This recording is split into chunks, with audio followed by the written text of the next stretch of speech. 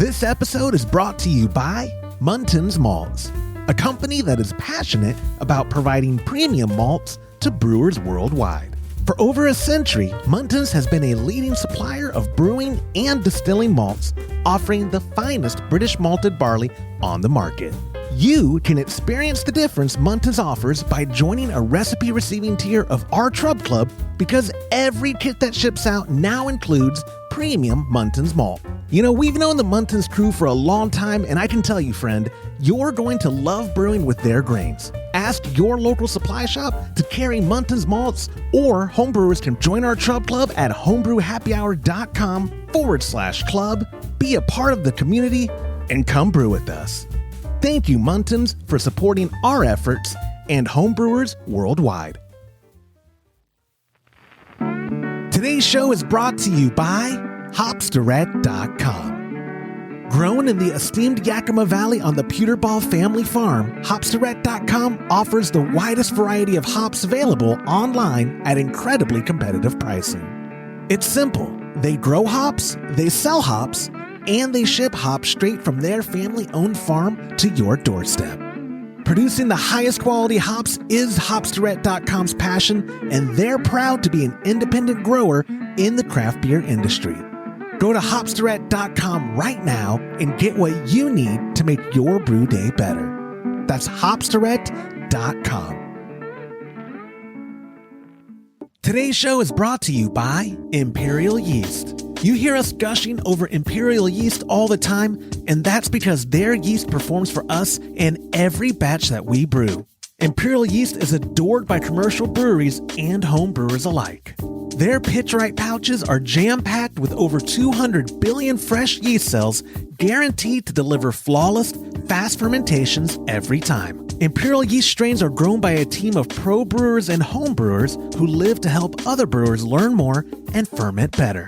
Join any recipe receiving tier of our Trub Club and get a free upgrade to premium Imperial Yeast with every recipe kit that ships out to you. Learn more at homebrewhappyhour.com/club and come brew with us.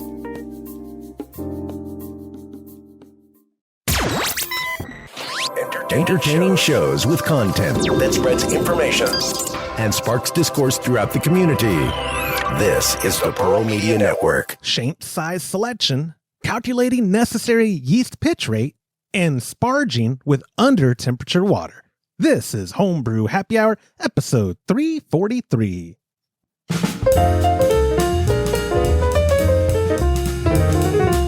Well, hello and welcome back to another episode of the Homebrew Happy Hour.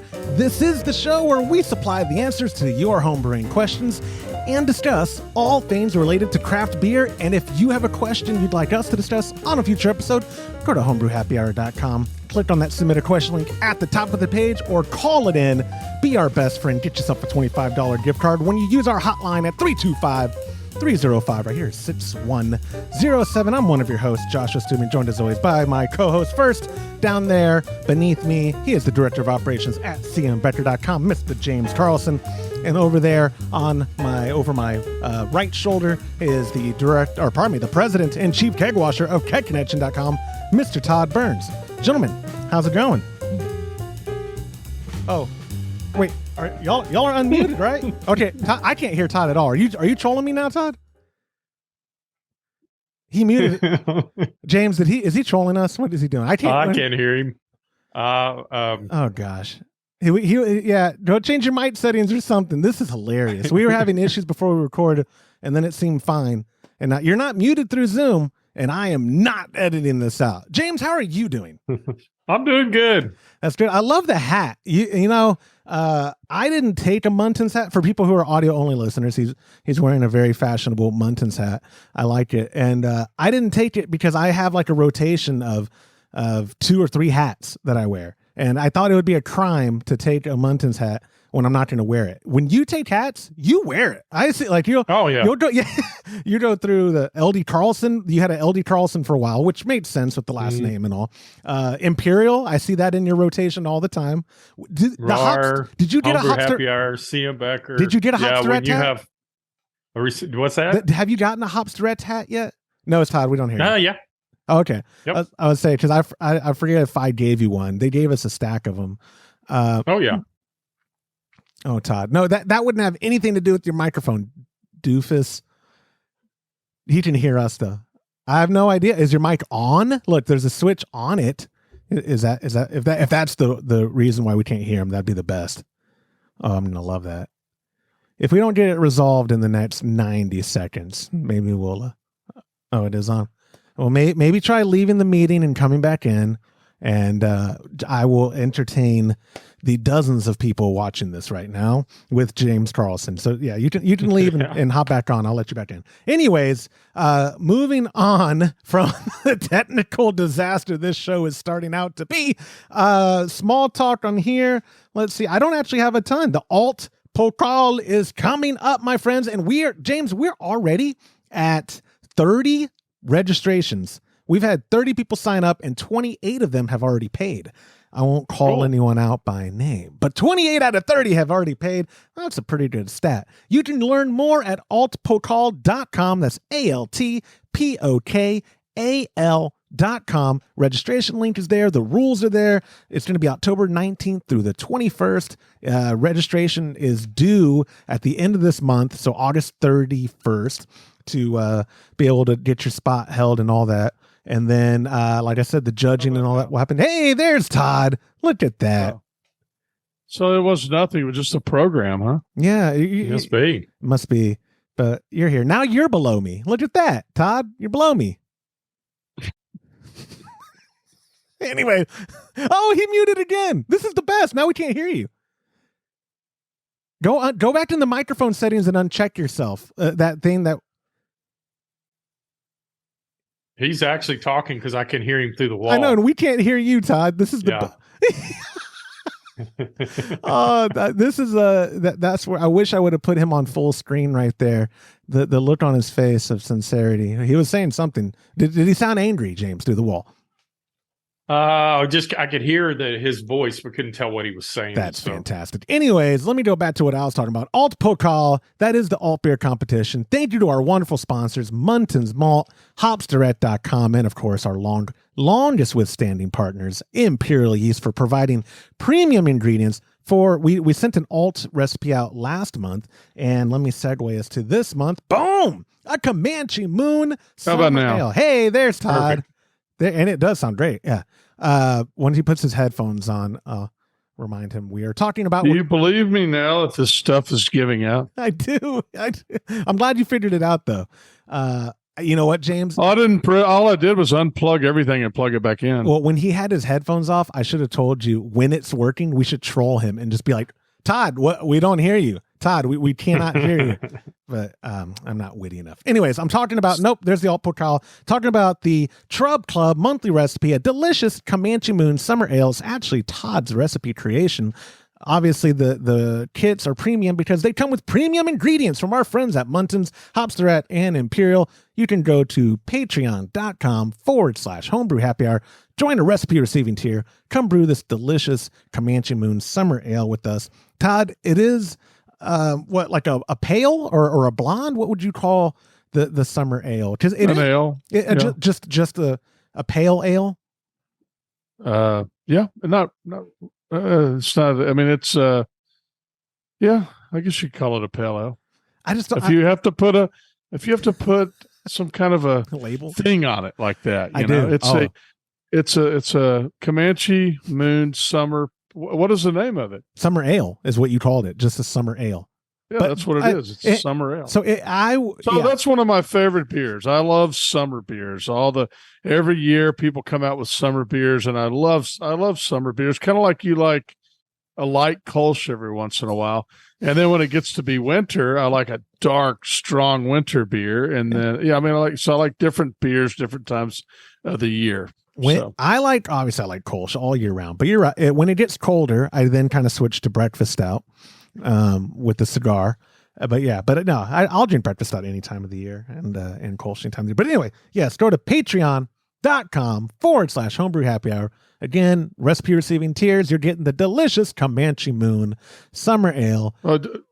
It's not a pale ale, though, just to be clear. Okay, it's just a summer ale. Yeah. I just didn't know the hops in it. I wouldn't say it's hoppy. It's not real hoppy. Yeah, it's not real hoppy. It's got a good selection. You put Amarillo in there, Centennial, and Mosaic's at Flame Out. So that's going to be a real interesting aroma. It's going to be good. Mosaic is probably my favorite hop when I'm drinking like an IPA or that grapefruit pale that you've brewed before. I'm very confident that had to have used Mosaic. I don't remember off the top of my head, but I think grapefruit is a trademark of Mosaic hops. But anyway, that is the small talk I have.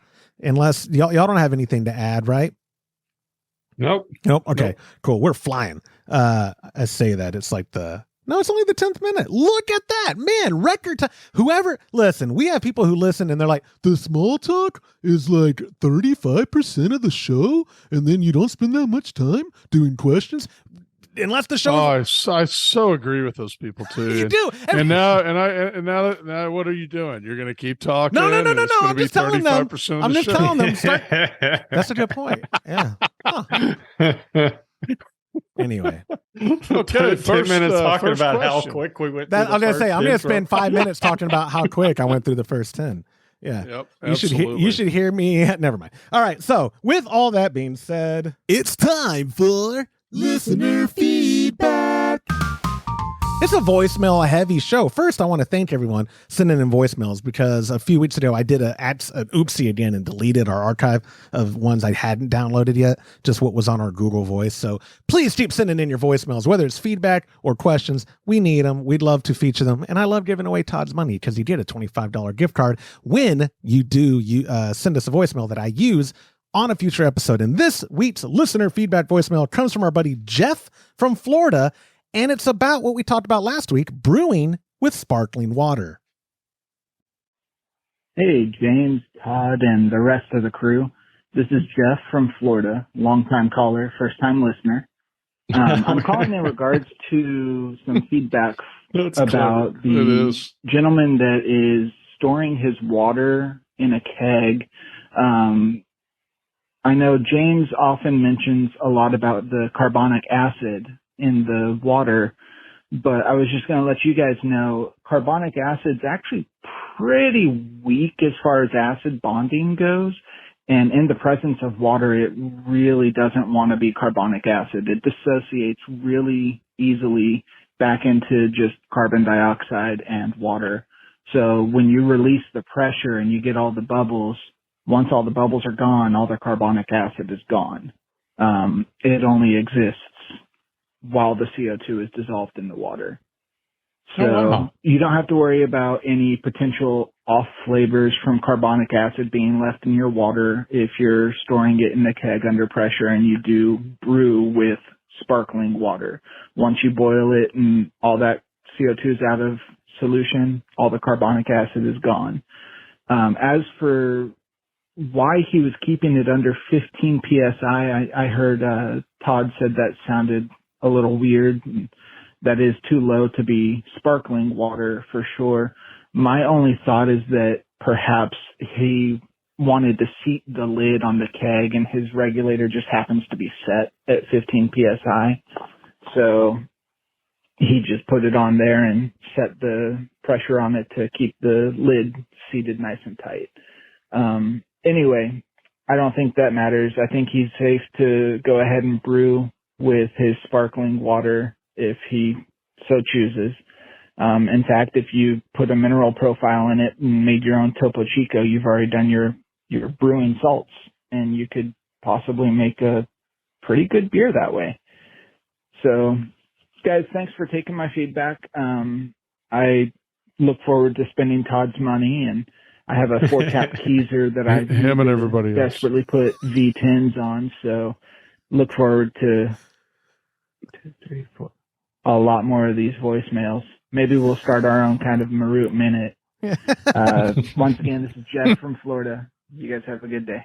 Jeff, thank you so much for the feedback. He didn't name drop me in the beginning. I almost didn't take the question. Go ahead, Todd. No, I really like this guy. He reminds me of myself. He said he was called. He was a frequent caller, but a one-time listener. That's just like me. I'm on the show every time, but I've only listened to it one time. So that was really great information. Very thoughtful and thorough, and very well said. Thorough, and I like his theory. We didn't address it as a possibility, and I think he's probably right that the keg was kept at 15 for like a sealing thing, like a sealing. To seal the lid. Yeah, to seal. I mean, I have some kegs that once they're under pressure, boom, that gas to everything gets in place and no leaks there. But the second it's below, too low of pressure or whatever, the lid isn't like quite properly. I don't even pressurize when I'm storing water in them. I don't pressurize them at all. As long as it doesn't have to have a positive pressure because it's water. So I just leave them. Right. I think the guy's just saying used to put a little shot in there and make sure the lid's sealed. But now sometimes I'll grab them and the lid's rattling on there. As long as it's not getting too many bugs and stuff in it. I like a few bugs in my brew, but not too many. We actually, when we had the weevil issue, we had people reach out that go, Josh, just send me it, man. It's protein. I was like, you sound like Todd and James. We'll freeze it. And I don't think people have a clue how many bugs are in grain already. Not just brewing grains, all grains. Absolutely. All grains. The flour you're using to cook with and at cornmeal. And wasn't it you, James, who said when it was at cornmeal that you left the bag open or something and you're like, oh, yep, weevils. I believe. Cornmeal is, it seems like I can't ever keep it, long enough. I don't know what the heck it is with cornmeal and me and weevils, but it seems like they turn up in cornmeal a lot quicker than they do flour, and it could be my imagination. No, I feel that way too. In anecdotally speaking, the weevils seem to really like flaked rice. We had a container of it that wasn't quite closed yet. It had to be me, and I opened it up, and I've never seen that many in my life during this whole weevil thing. It was a gazillion. I could have counted them, and it would have taken me however long it takes to count to a gazillion. It was terrible. Anyways, Jeff, thank you so much for submitting that. Again, reminder, when you use our hotline at 325-305-6107 and text it, you get a $15 gift card. But when you leave a voicemail like our buddy Jeff did, and our first question of the day, Mark from New York, you get yourself a $25 gift card to kegconnection.com, courtesy of the Mr. Todd Burns, who's below me. So our first question of the day is our buddy Mark. Oh, we're talking about shank size today too, right? We will be talking about shank size. Okay. That's right. So anyways, but getting interrupted by Todd below me. So our first question of the day is our buddy Mark from New York. Hey, how we doing? This is Mark, Berkshire, New York. I bought this thing today. It's a transfer thing. I don't know what the hell it is, but it's huge. I think I could fit 3 to 4 corny kegs in there, and it's got 6-inch thick walls. What size shank do I need for the wall to go through there? I seen on your website something said about 1 inch or 2 inches often returned because they weren't big enough or something. So do I need a 6 and an 1/8 inch shank, or do I need to jump up to an 8-inch shank? I'm trying to go to the NASCAR race and bring a bunch of kegs with me here on Thursday. If you can get back to me, that'd be great. Thanks. Bye. The bad news, that was like a bunch of Thursdays ago, and I apologize, Mark. But the good news is this is a subject Todd has been so passionate about that we did make a chart of usable shank size, what is usable on a shank when you're trying to do your project, because it isn't like we was so important that you included it in our presentation, Todd, at HomebrewCon. Yes. Because so many people doing teaser conversions are thinking, okay, it's a 5-inch I'm drilling through 5 inches. I just need a 5-inch shank. And then they're heartbroken to realize that's the total length of the shank, taking into account some of it's going to be taken up by collar and hardware. Oh yeah, all the hardware and stuff. So I'm going to let you take it over. Sorry, James. I'm going to let him take it first. Right. It's a very Todd Burns specific question. I think this was actually your part of the presentation at HomebrewCon too. So when people are doing a DIY project, they're building a teaser, what do you always tell them for shank sizes? Well, he mentioned the sentence about the shank size, that we get a lot of 3 and 2 inch returns. So that's below the chart, but the chart itself shows, like he said, 4 inches. So it, if you look on the chart, it says 6 inches, 6 inch walls. What's that? 6 inch wall. Huh? He said 6 inch wall. That's what, yeah. That's, no, I don't think so. Maybe. You want me to replay it? The transcription says. I know, but the transcription's never right. Oh, here we go. Watch this. Hey, I bought this thing today. It's a transfer thing. I don't know what the hell it is, but it's huge. You're going to fast forward a little. I think I can fit 3 to 4 it's coming up. corny kegs in there, and it's got 6-inch thick walls. See? What size shank do I need? I should have bet you $5. Should have. Money on the table. 6 inch walls. So 8 inch is a 7-inch usable space. 6 inch is 5-inch usable space. And they make 2, 3, 4, 5, 6, and then they jump to 8, and then they jump to 10, and then they jump to 12. So he would have to have an 8-inch. Yeah. Man, if I had a nickel every time I heard that. 1-star review. No, yeah. So I think you're thinking of the thing on the bottom about a lot of returns. Anything for 3 and 2 inch. Anything above 5 is just stupid. All right, like if you have a teaser project and you need more than 5, that's just stupid. That's incredibly dumb. No, he's in the right spot though. That's what I liked. He's already in the right side. I'm going to put in the show notes a link to that chart because Todd did spend time years ago now. I mean, it has been a while since you made that chart. Yeah, and it's really you don't really even need a chart. It's a rule of thumb is 1 inch and 1/8 less than the length of the shank. Well, and we've had questions before. So if it's almost all shanks are 1/8 inch, so they're 5 and 1/8, 6 and 1/8. So you just take the 1/8 off, round down, and you go to the next one down. So a 5-inch shank will do a 4-inch wall. Well, and Todd, remember, people have written in before, not written in, they've called in or have had emails, I guess that's writing in, as customers, not as podcast listeners. And they've wondered like, well, then why don't you just call it what you like, why don't you just call it what it is? But the reason is because we're describing, it's not. Yeah, we're describing the total length of the shank where we're not trying to say, because some people would use 6 and 1/8 shank on a much smaller thing if they're for whatever reason, right? Like if they have the space for that much bleed, if they want that shank to get that much cooler where it is in the direct draw system because they think it'll be a better pour. You know what I mean? I'm rambling on it, but it's not universal that you only use a 5 and 1/8 inch shank on this size wall, because that's not true. It's just that's the total size length of the shank but the usable, like Todd said, is usually 1 inch and 1/8 less than whatever the total size is. Yep. So now with that being said, and I want to drag this out some more. Oh, you really got to drag this out. It's such a simple No. question. Let me just get to it. Super simple. Let's move on. Hold on. I'm saying, is there a reason for you in your projects? Would you say use the minimal amount that you have to, or is there ever a reason, assuming you have all the space in the world in your vessel, is there a reason why you'd ever want to use a little bit more than the minimal possible to get through a wall and connect a beer line to it? Yeah, we've talked about it on the show before. So if you have more sticking in the cooler and that's getting colder, then the idea is that it transfers through and will keep like that part that's in between that is not really getting cooled, but it's insulated, so it's not getting the heat. It'll keep that a little bit cooler, and you may have less problems with foam.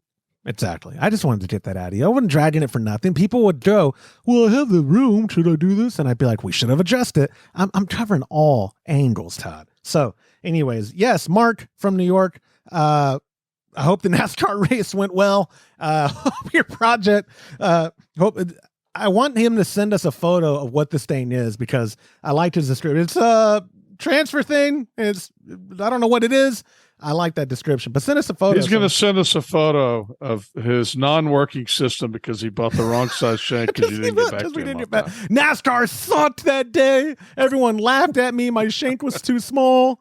Anyways, Mark, thank you so much. And again, a reminder, if and when you call and leave us a voicemail, you get yourself a $25 gift card to catconnection.com when I use it on a future episode. If you text that same number or go to homebrewhappyhour.com and use the submission link at the top of the page, you still get yourself a $15 gift card, which I think is pretty stinking good, like our buddy Brent P did. And he wrote in, hello, Josh, Todd, James. If this is Josh answering text, please accept my sucking up in return for Todd's money.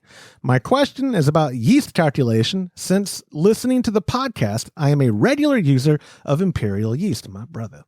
I love that each pack is perfect for a 5-gallon batch since that's what I brew. Out of necessity, because Imperial wasn't available this week at my local homebrew supply shop, my LHBS, I did have to buy dry yeast for an upcoming brew day. It wants me to do math to determine how much I use. It's a little pink bag of Fermentus 05. Can I use this one pack for a 5-gallon batch? Do I need to calculate and potentially buy more or use less than what's in the pack? What about hydrating the yeast per the pack's instructions? Help. This is Brent P from H-Town. A few things I want to address. First, he talked about accept my sucking up. I didn't read any sucking up, Brent. There was no sucking up in there. Also doing math. That's gross. But yeah, the packs of dry yeast. James, you're no stranger to having to use what we have available to us in the brew room. You've used dry yeast. You prefer liquid, obviously, from Imperial, but not even a question of like, do you hydrate and sprinkle? That'll be like the wrapping up of this one. But do you use calculators since you're doing bigger batches than just one pack? And is the rule of thumb for like this specific Fermentus one, is it 1 per 5 gallon in your opinion, or should math be done depending on? No, keep it simple. Unless you're doing a big beer and you're running, somewhere along 9+% alcohol by volume. No, just one pack, 5 gallons. That's the way everybody uses it. If you go in and look at Fermentus on their website and look up the 05 stats on that, they're saying something like 6 billion cells per gram. I think that packet or sachet is like 11 grams. So I don't know if I buy that, because I think that at one time when we were actually talking to them at a trade show, I want to say they said that, when they're packaged, you're looking closer to the same pitch amount as Imperial in dry form. But I like SA05 because it's a good standby. I think it's a Chico strain. So you can keep it in the freezer if something happens and you have stuck fermentation. That's a good backup. It always starts really good. It'll ferment well, clean. It's a really good versatile yeast. 05 is my backup yeast. I mean, I have a bunch of it off of your recommendation. We keep DME and we keep 05 for the just in case part of it. Now, Todd, it was a different brand. It was Lalaman, and I'm not throwing them under the bus. They make great products. Lalaman's great, but you did the math on a brew day, right? And, I did. And talk about why. I already know the spoiler, how it ended, but talk about why you did the math, how it turned out, and what you might do differently, knowing what you know now after doing all the math. So they make a specific Kolsch yeast. You're familiar with Kolsch, right, Josh? I've heard of it. Yeah. Yeah. And on their directions, when I did the calculation, it literally said like, literally, he loves it when I use the word literally, love that. Especially if I use it wrong. It said that I needed 6 or 7 packages. I don't remember exactly what it was. And I was like, you got to be kidding me. It was for a 17.5 gallon batch. So it was basically 2 packets per 5 gallons. And I was like, that's insane. But they definitely feel like I need to use more of this because it's not like that on their other yeast. So I used I think I used like 5, and I mean, it took off like a rocket. I mean, it was so active, and it was too fast.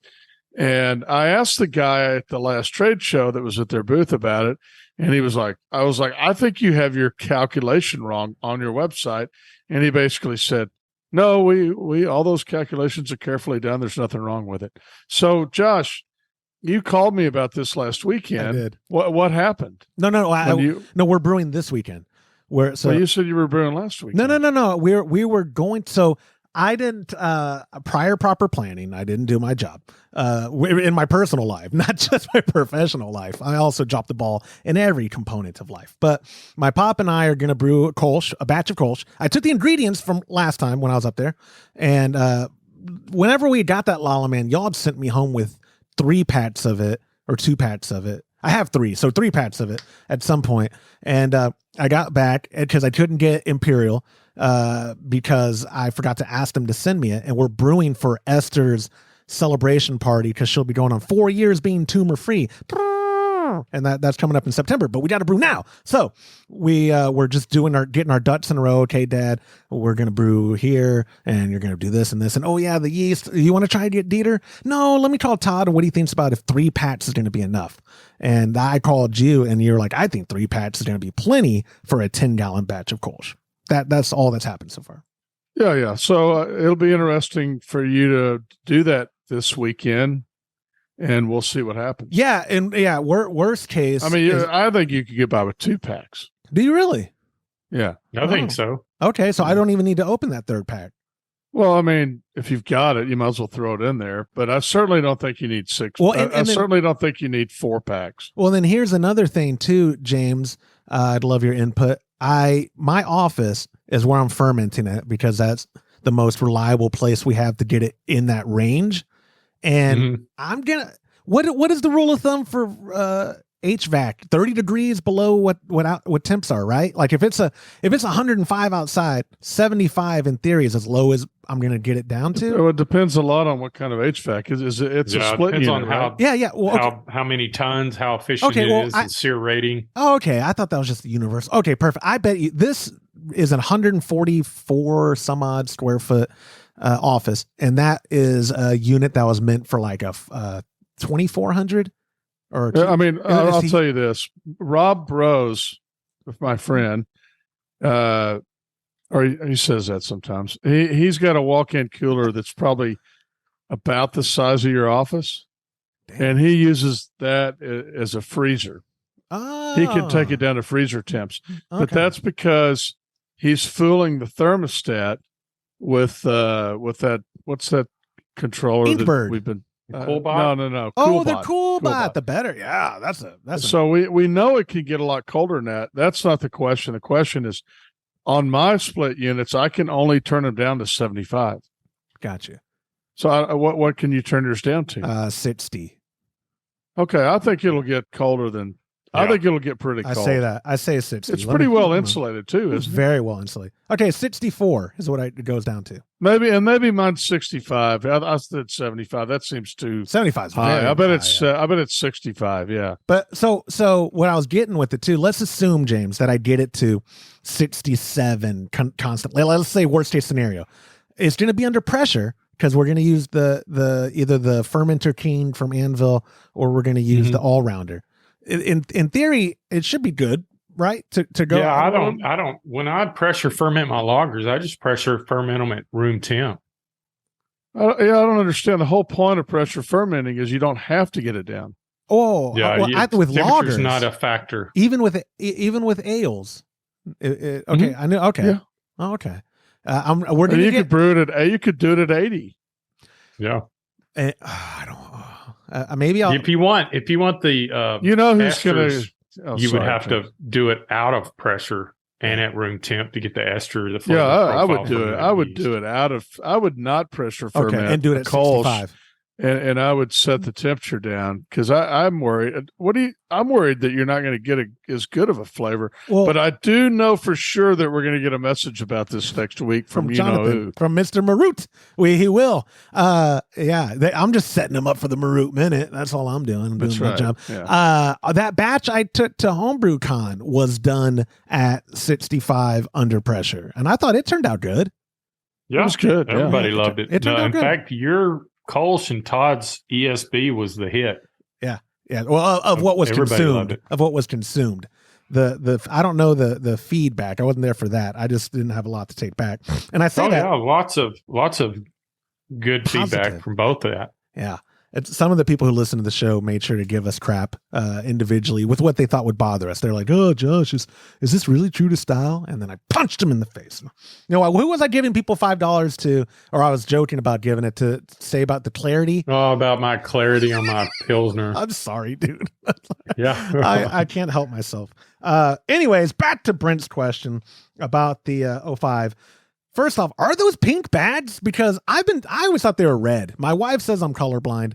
I call those. Yeah, they look pink to me. Okay, son of a gun. I'm learning something new about myself also every week. My wife swears I'm colorblind to some extent. And I'm like, no, I'm not. This is green. This is teal. This is whatever. And she's like, no, you're an idiot. So that's that. And then calculating or getting back to the hydrating part. That's wrapping it up. I'm not dragging that out. I'm wrapping it up. We've all three just been sprinklers. Is there any reason y'all can think to hydrate? Or any good reason why you would hydrate? Well, if you hydrate, you can see how active the yeast is. So it's a real good test for viability. Todd, have you ever hydrated? No. Yeah. Because I'm a sprinkler. You know I'm a sprinkler. I know you're a sprinkler.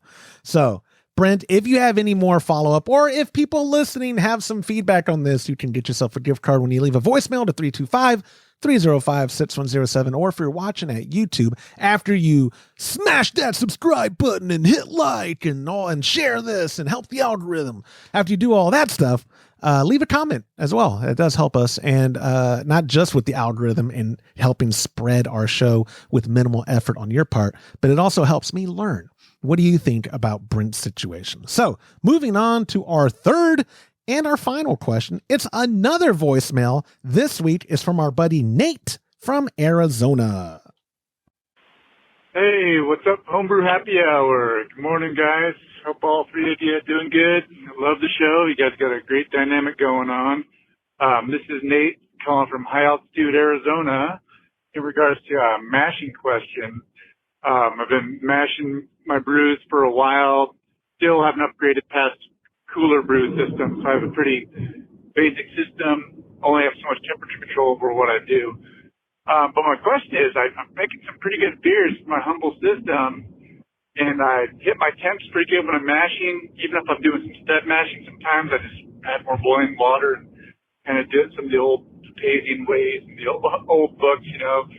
But my question is, a couple times I got distracted doing something, and I came back, and my mash temp's been fine. But when I've gone to Sparge, I got distracted, and I let it cool down a lot. So I was curious if you guys have ever heard if there's what the effects would be of going backwards in temperature. So let's say I'm doing like a 150 mash. I forgot I had to clean something or whatever, and I came back to it. My time was gone down to like 140. So I was curious if that would still create like a protein rest or whatever, like a lower type of mash to extract more alcohol as opposed to body. So just curious what you guys' thoughts are on these brews that I've done that with and forgot because I'm spaced out. It still turned out okay. So I'm just curious what the science would be if you guys know anything about that. If that's beneficial or if that's just an extra long mash and I'm just not stepping out at the right time, not flaming out. Anyway, guys, hope you guys have a good day and take it easy.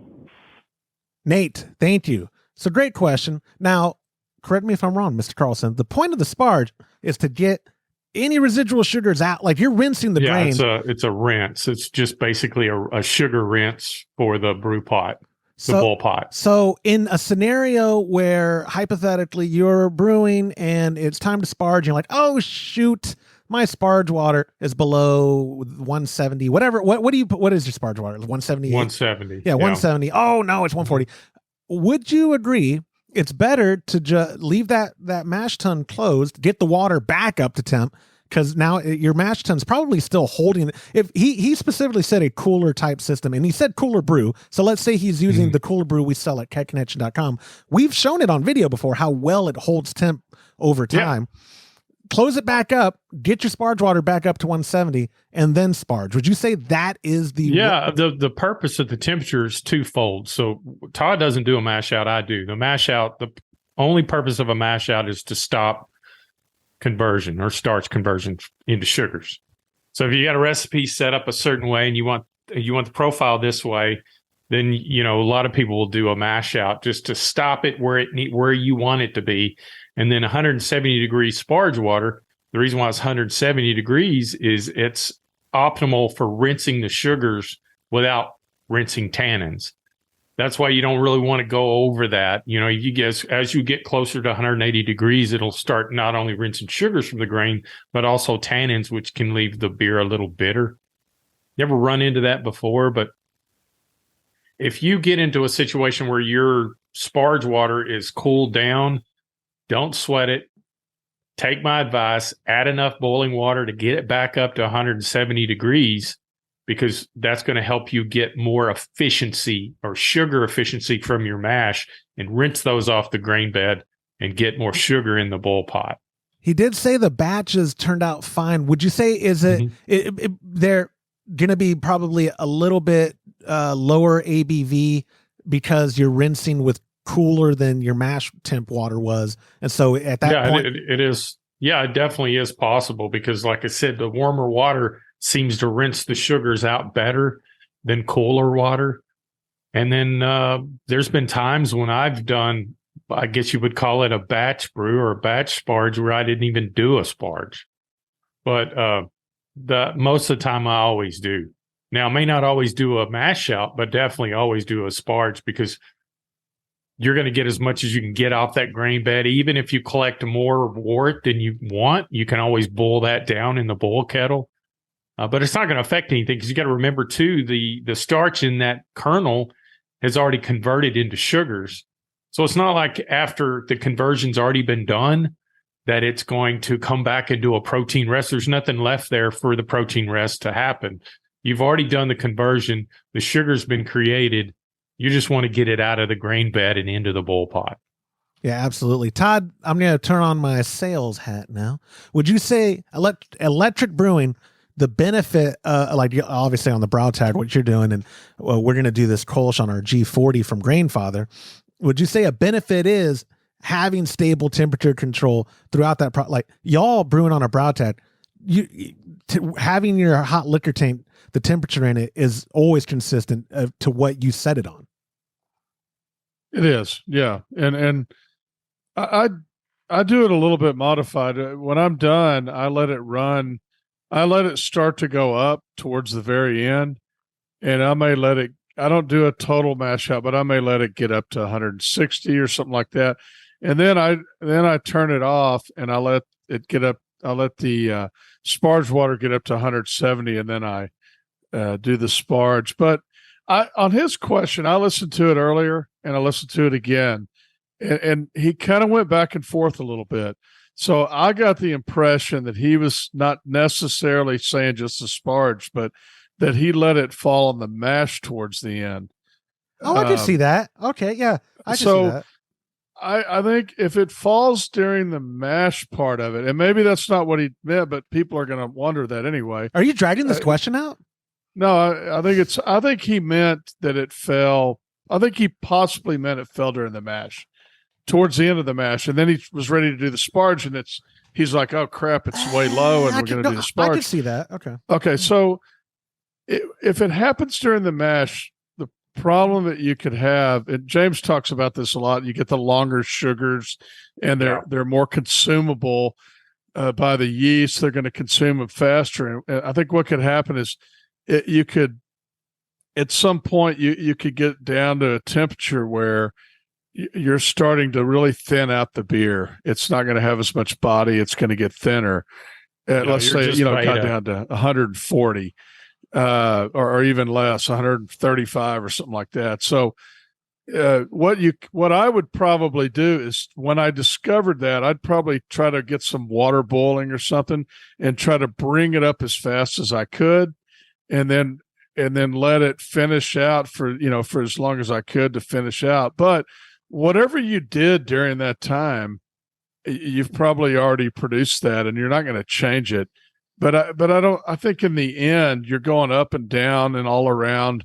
And in the end, you're going to get kind of an average, and your beer's probably going to be okay. It might be a little thinner than the last batch that you did that way, but I don't think it's going to be an effect where you're going to you've served this beer to your friends before, and you're like, oh, I have this back on tap again. And they try it and they go, oh, that's a lot thinner. This isn't near as good. I mean, it's very subtle. The only reason I didn't consider that scenario of it being the mash was because he would have had to. Those mash coolers hold temp very well. Like, I mean, I've seen it. Well, the ones that and he's talking about getting down on, but I don't think they all do, because you hear a lot about people saying that they've lost temperature during it. I mean, you can lose temperature. That's the reason you check it part of the way through, and then maybe add more hot water to it. All right, this might be a dumb question. Were the cooler brews that you had made, are they're specific for brewing? They're not just like Gatorade igloos, like. Well, they're not an igloo brand. Right. No, I know. Brands, I'm using igloo like I use Kleenex or ping pong.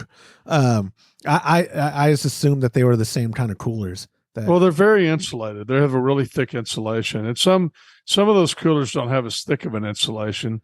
So it'll definitely make a difference on how well it's insulated. Also, think about this. A lot of people brew out in their garage. Well, if you brewed on that system out in your garage, and it's 45 degrees out there that day, you're going to have a lot different results than brewing in your garage in Texas right now, where when I worked on that Polaris earlier in the week at 5:30 or 6 o'clock at night, it was 109.5 degrees. Well, it's not going to drop near as much if you're brewing at 109 as it if you're brewing at 45. Oh, yeah.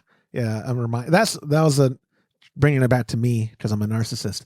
That was what I was also worried about, giving my office to temperature, because it is so hot right now. My Google says it's 107 in San Marcos, and my neighborhood actually has its 104. My neighborhood has its own little weather station on Google, like specific to it. And it's mine's set on DeSoto for some reason. Gosh, that's from a long time ago. No, my Google Home on my desk here is saying 107 in San Marcos. That's terrible.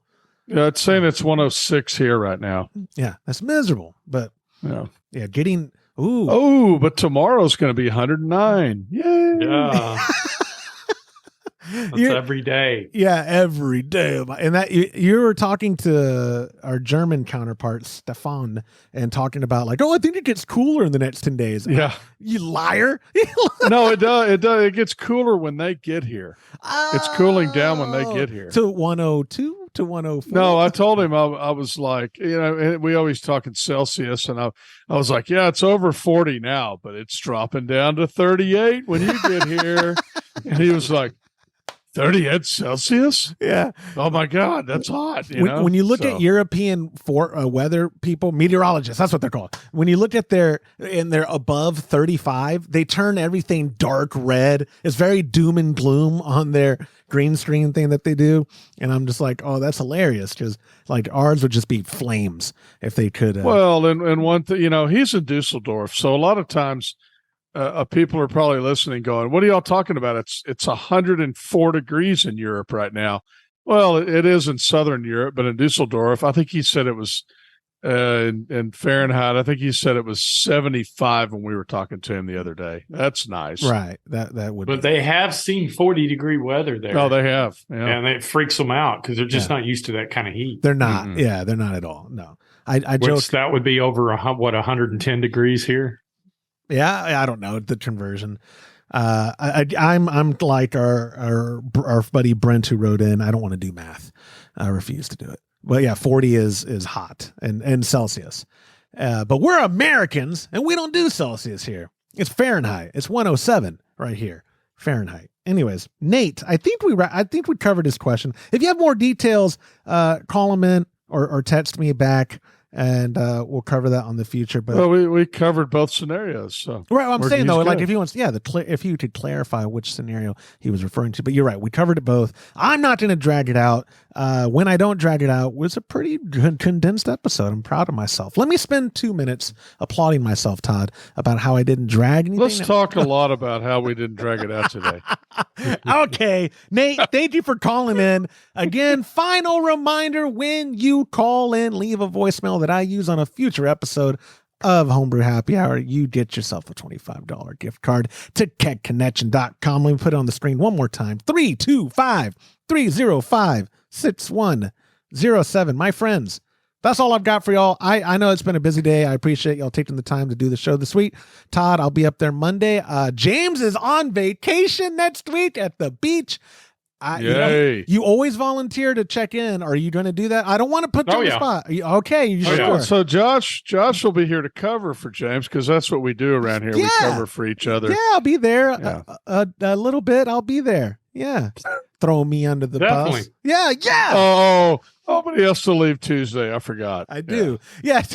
Todd gave me, my kids are going back to school, and my kids are like, Daddy, we be there the first day. And I was like, no, Mr. Todd hates you. And, and Todd's like, yeah, I'm okay with them thinking that. No problem at all. Anyways, guys, thank y'all so much for your time. I'll catch y'all next week. Later. Bye. And Bye-bye. that will do it for this episode of the Homebrew Happy Hour. If you have a question you'd like us to discuss on a future episode, you could always go to homebrewhappyhour.com and click on that submit a question link at the top of the page, or even better, get yourself a $25 gift card. Be Todd's best friend. Be my acquaintance. When you leave a voicemail at 325-305-6107. Thank you to our show sponsors like Munton's Malt, premium grains for a better brew day. If you aren't already brewing with Munton's Malt, give them a try by joining our Trub Club at a recipe receiving level. For the best hops available online, give our friends at hopsdirect.com a visit and pick up what you need for your next brew day. Also, get a pack of Imperial yeast along with premium recipes from us, again, when you join the Trub Club. Go to patreon.com/homebrew happy hour and come brew with us. On behalf of Todd Burns, James Carlson, and the Pearl Media Network, I'm Joshua Stubing. Thanks for watching.